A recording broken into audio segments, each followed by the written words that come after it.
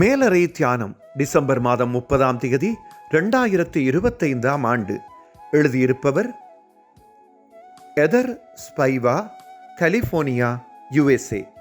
தலைப்பு உறுதியான கன்மலை.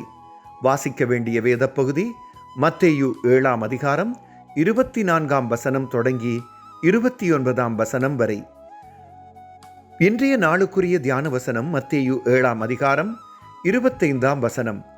பெருமழை சொரிந்து பெரு வெள்ளம் வந்து காற்று அடித்து அந்த வீட்டின் மேல் மோதியும் அது விழவில்லை, ஏனென்றால் அது கன்மலையின் மேல் அஸ்திபாரம் போடப்பட்டிருந்தது.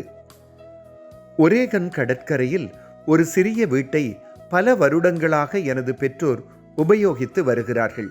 கோடை காலத்தில் உபயோகிக்க வசதியானதாக இருந்தது. ஆனால் ஒருமுறை கடுமையான புயல் எமது சிறிய வீட்டில் பாதிப்பை ஏற்படுத்த முயன்றது. புயல் கடுமையாக இருந்ததால் அலைகள் கரையிலிருந்த கற்களுக்கு மேலே நீர் வந்து வீட்டை சூழ்ந்து கொண்டது. புயல் ஓய்ந்தபின் வீட்டை பார்த்தோம். வீட்டை சுற்றியிருந்த அத்திவாரம் தெரியும்படி மணலை அரித்திருந்தது. புயலும் அலையும் மோசமானதாக இருந்தாலும் வீட்டிற்கு சேதம் ஏற்படவில்லை. அது விழாமல் நின்றது. அந்த வீட்டை பார்த்தபோது கல்லின் மேல் அத்திவாரம் இடப்பட்ட வீட்டை பற்றி இயேசு சொன்ன உவமையை நினைத்தேன். இயேசு சொன்ன அதே காட்சியை இப்போ நான் என் கண்களாலே பார்க்கிறேன். அது கல்லின் மேல் அத்திவாரம் போடப்பட்டிருந்ததால் விழாமல் நிற்கும்.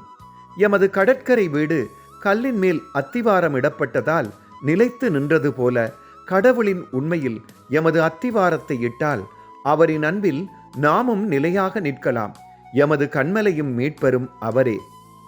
ஜெபம்.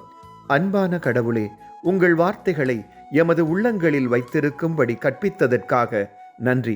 அதனால் எவ்வித புயலும் எம்மை சேதமாக்காது. ஆமேன். இன்றைய நாளுக்குரிய சிந்தனை. விசுவாசத்தில் அத்திவாரமிட்டு எனது வாழ்க்கையை கட்டுவதால் அது பாதுகாப்பானதாக இருக்கும்.